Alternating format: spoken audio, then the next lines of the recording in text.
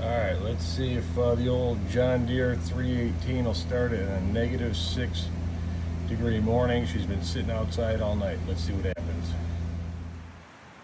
Alright guys, I'm doing this just to see if it'll do it. I have absolutely no reason to have to start this thing this morning. 6 below Chicagoland area.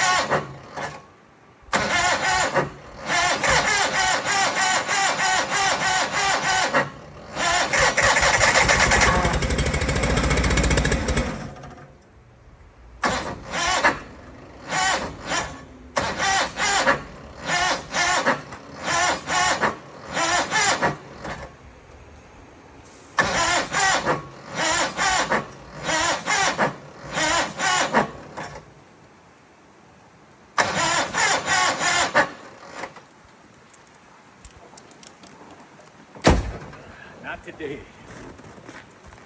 Now I gotta get to work.